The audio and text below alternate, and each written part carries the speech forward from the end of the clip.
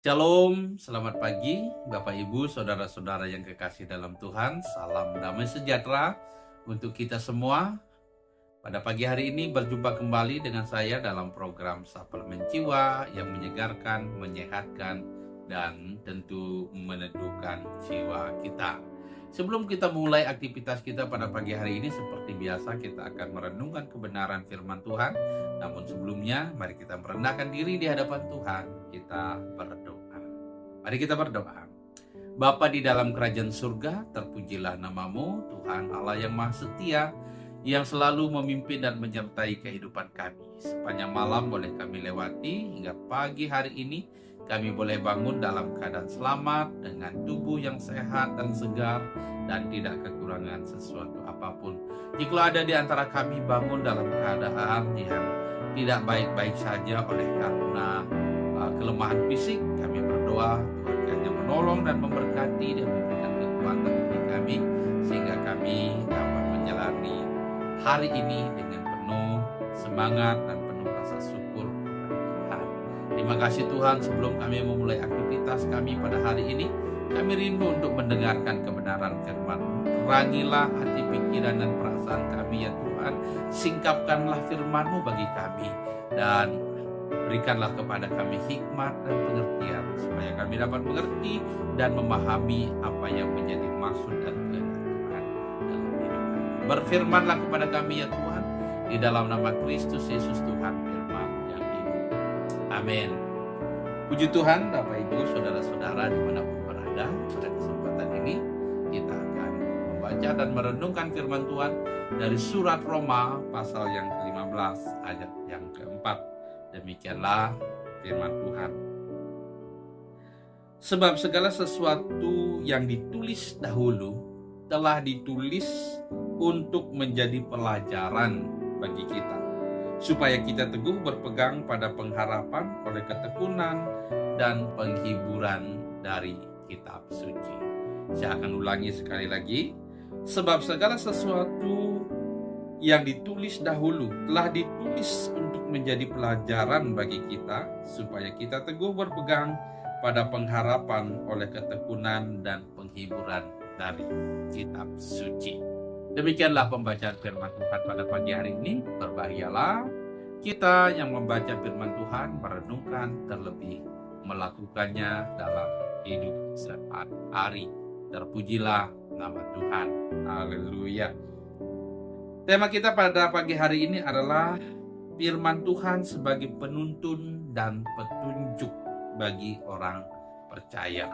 Sekali lagi, tema kita agak panjang pada hari ini, yaitu firman Tuhan sebagai penuntun dan petunjuk bagi orang percaya. Dan ini memang sudah menjadi iman dan keyakinan kita sebagai orang-orang yang percaya kepada Tuhan, bahwa firman Tuhan adalah satu-satunya yang memberikan kepada kita petunjuk dan penuntun kehidupan sebagai orang-orang yang percaya kepada Tuhan. Saya percaya bahwa semua orang Kristen mengakui akan hal ini. Saudara-saudara yang kekasih di dalam Tuhan Yesus Kristus, firman Tuhan memberikan petunjuk kepada kita bahwa seluruh bagian yang tertulis di dalam kitab suci memberi pengetahuan yang sangat penting untuk menjadi pelajaran bagi kita, baik yang hidup di masa yang lalu maupun hidup di masa sekarang dan hidup di masa yang akan datang. Firman Tuhan dicatat dan dibukukan bukan tanpa maksud untuk kehidupan kita sekarang ini.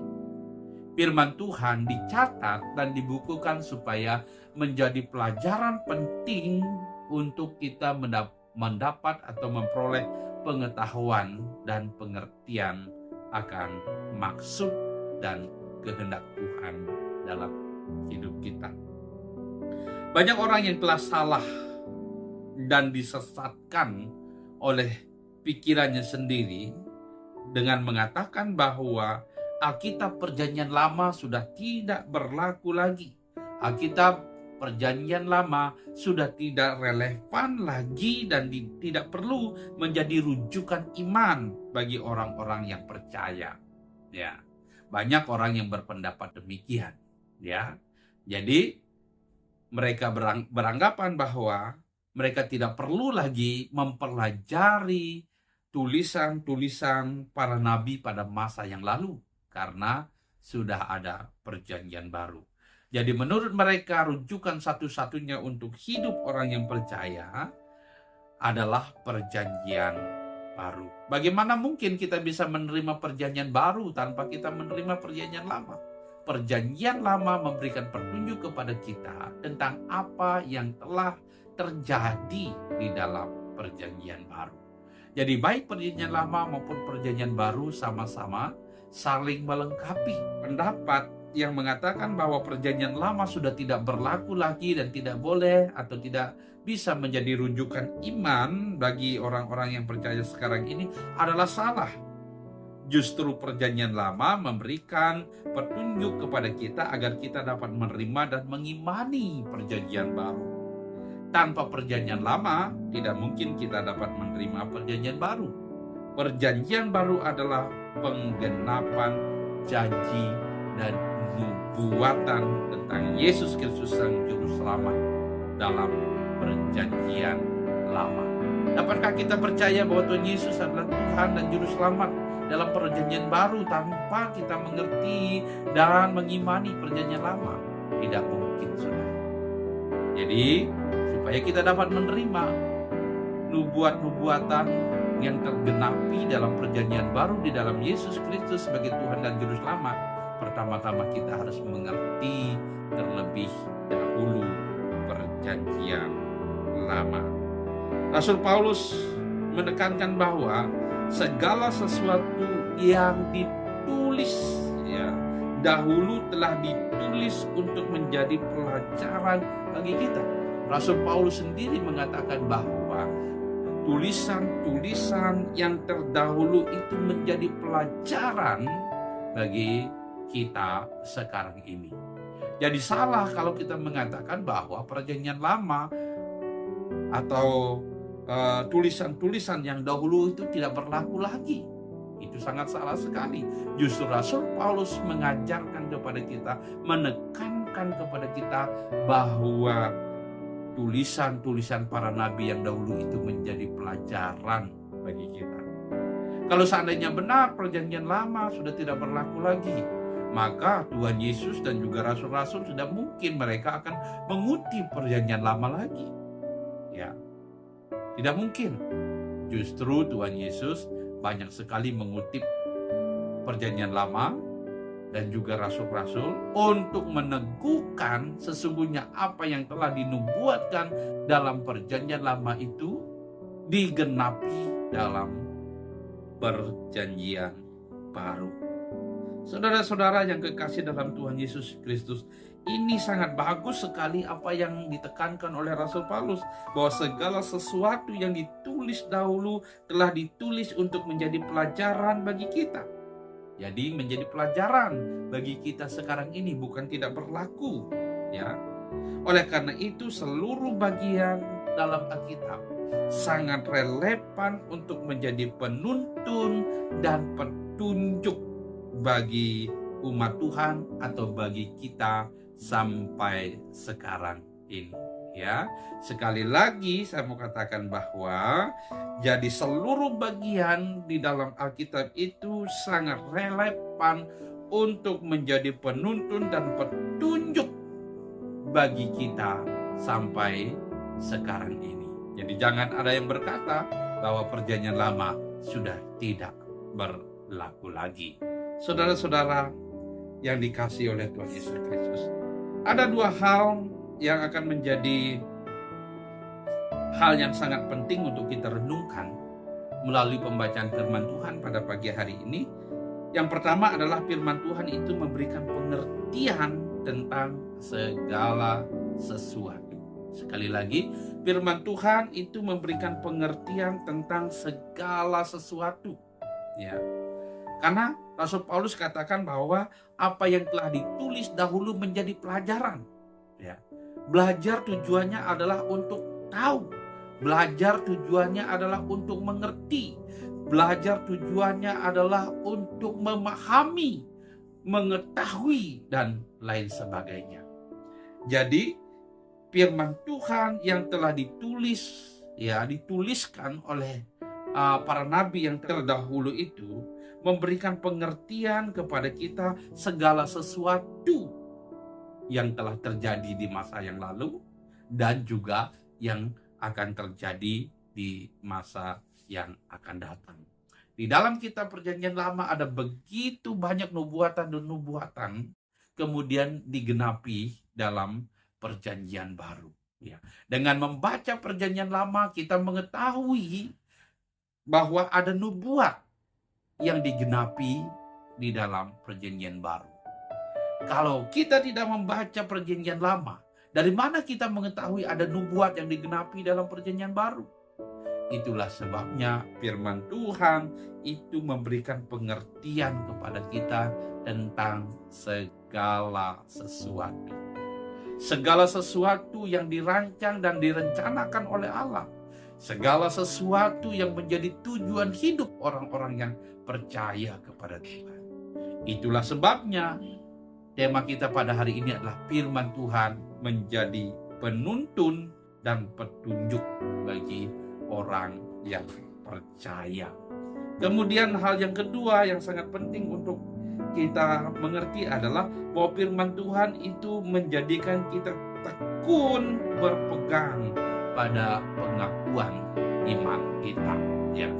Sekali lagi firman Tuhan menjadikan kita teguh berpegang pada pengakuan iman kita. Ya. Di sini dikatakan oleh Rasul Paulus supaya kita teguh berpegang pada pengharapan oleh ketekunan dan penghiburan dari kitab suci. Dengan bertekun membaca firman Tuhan, dengan bertekun membaca kitab suci, maka akan datang pengertian dan pemahaman sehingga kita tidak mudah goyah dan disesatkan oleh ajaran-ajaran yang menyesatkan. Saudara-saudara yang dikasihi oleh Tuhan Yesus Kristus, ya, karena kita mengerti, maka kita teguh berpegang pada pengakuan iman kita. Kalau kita tidak mengerti firman Tuhan, maka kita akan mudah goyah. Bagaimana kita mengerti kalau kita tidak membacanya? Bagaimana kita mengerti kalau kita tidak merenungkannya? Jadi ketika kita mau menjadi orang yang percaya, teguh berpegang pada pengakuan iman kita, maka kita harus bertekun membaca dan merenungkan kitab suci. Itulah sebabnya tema kita adalah firman Tuhan sebagai penuntun dan petunjuk bagi orang yang percaya. Oleh karena itu, saudara-saudara yang dikasihi oleh Tuhan, mari kita bertekun untuk membaca seluruh bagian Alkitab sebagai firman Allah, agar kita tidak mudah disesatkan oleh ajaran-ajaran yang tentunya bertentangan dengan firman Tuhan. Bahkan kita akan memberikan jawaban terhadap tuduhan-tuduhan terhadap iman kita kepada Tuhan. Maksudnya adalah tuduhan-tuduhan yang menyesatkan, yang tidak sesuai dengan ajaran firman Tuhan. Mari kita bertekun membaca firman Tuhan, karena firman Tuhan itu sebagai penuntun dan petunjuk bagi kita, dan firman Tuhan itu akan memberikan kepada kita pengertian tentang segala sesuatu, dan firman Tuhan akan menjadikan kita teguh berpegang pada pengharapan iman kita. Demikian renungan kita pada pagi hari ini. Kiranya Tuhan memberkati kita semua. Amin. Mari kita berdoa. Bapa di surga, terima kasih untuk firman-Mu yang boleh kami renungkan pada pagi hari ini. Tuhan, tolong kami supaya kami dapat mengerti dan memahami lebih dalam lagi.